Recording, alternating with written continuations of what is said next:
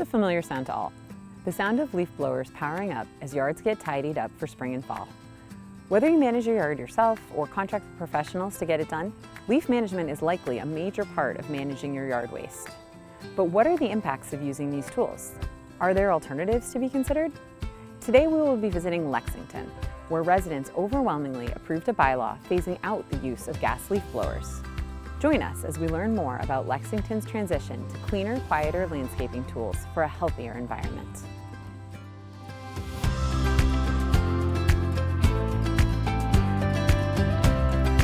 We're talking with George Carrette of Eco Quiet Lawn Care. Thank you so much for talking with us. Tell us a little bit about your company.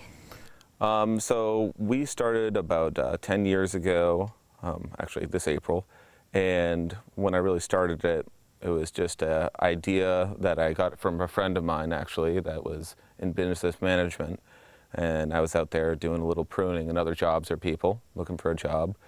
And then I also saw that Concord, Massachusetts banned water bottles, and I'm like, all right, if people are voting for it, they probably want to see it as a business. So then I started getting into it, putting up signs around town and putting out flyers and everything.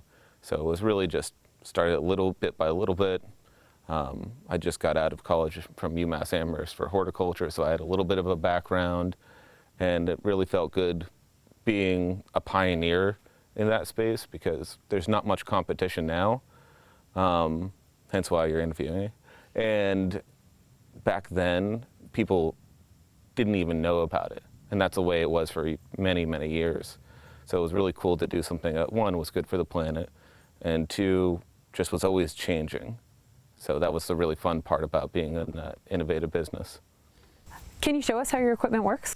Yeah, sure. So the thing that everybody's really worried about is the leaf blowers nowadays. So this is a Carrette backpack blower, and it really has a lot of power. It can go, and I wish I had some leaves to actually show you, but this hard packed mud is about good as it gets. It blows almost everything I really want, and has it's also decently light. Some other electric blowers are pretty heavy. This one is about 22 pounds with the larger battery, and it can be quieter if you need it to be, and that's a blower that all my employees want me to buy more of. So I will, but we have other stuff too, and it really can push a good amount of leaves too.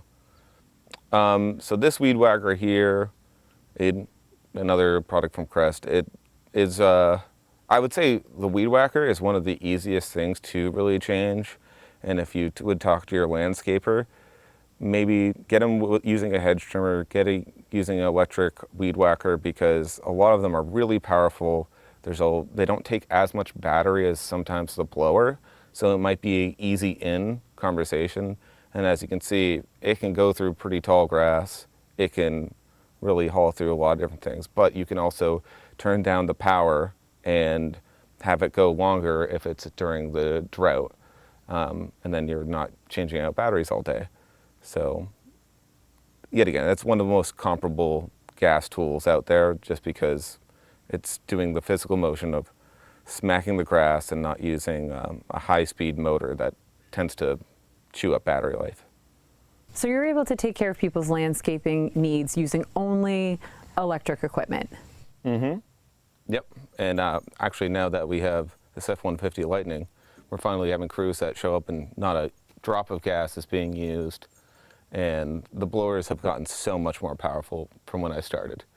It used to be very frustrating 10 years ago to try to use the blowers that are out there, but now they're 4 or 5 times more powerful, and so everything's going up for me. In your opinion, what are some of the main benefits of using electric equipment versus gas-powered? Do you mean from the consumer side or the person actually doing it? Both, actually. Okay, so I would say from the person actually doing it, one, you don't have fumes. Every once in a while I pick up a gas blower just to see what it's like, because I want to see what the other side's like. And it is really gross, because you could smell all the unburnt hydrocarbons that you're inhaling, and not having that, and just having to deal with oak pollen is nice compared to having both. Also, the ear protection, you don't have to go and lose your hearing unless you're bumping music to get through the day. And then also lack of maintenance, especially with some of the equipment that we have that is really reliable, like the Carrette system here. I haven't done anything to it at all. No changing of gas, no having to take down all these notes, because if you miss your maintenance, it's going to blow up and then you don't have your tool. It's just make sure you have enough charged batteries and go. So not having that element of complexity is really nice. And what about to your customers? What's the benefit to them? Well, so for them, obviously not hearing us. Sometimes people will be like, oh, I didn't hear anybody come by, or they sure they mowed. I'm like, look outside. So it really is quiet. And then they generally are pretty happy about that. And I'm confused, being like, wait, that's why you, whatever. And also, I think they just feel good that they are being involved with something that is helping, get the tools better, helping the environmental impact of it, which is about like 10% of hydrocarbons are from landscaping. So it is really, I think it's really just a moral benefit, which is sometimes hard to, quantify, but I guess that's what we're selling. Do you find that the electric tools are as powerful as the gas tools? Some of the gas tools are definitely more powerful. That's changing, whether it be the Carrette blower or this Optimus Z mower. It's getting there. That some of my employees have used gas equipment, saying like, yeah, it's actually getting there. But yet again, not all is, and not all applications are appropriate for it. Like with this blower here, you can turn down the noise on it because it's doing less work. It'll be quieter, which might be appropriate some other times, and then it's not going to be as powerful as a gas one.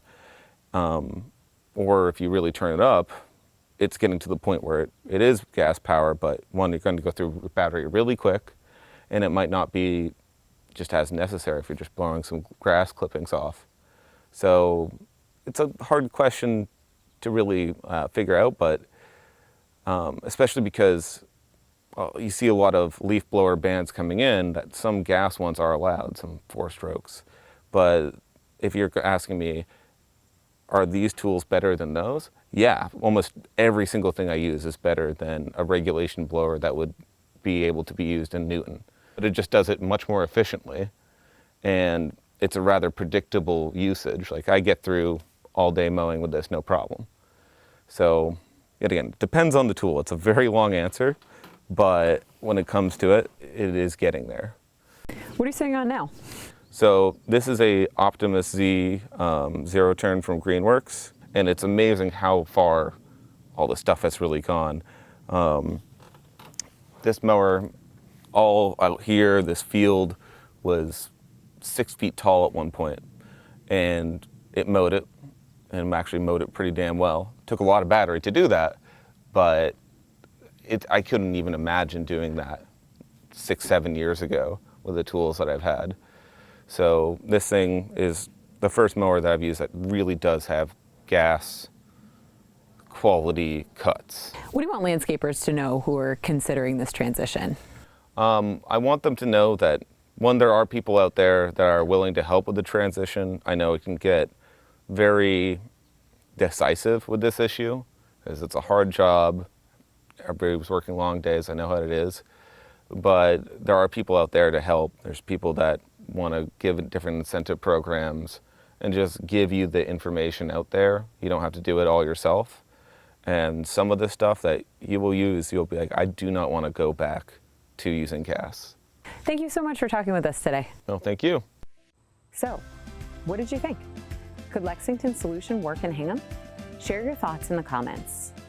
Thank you for joining us for this installment of Building a Better Planet.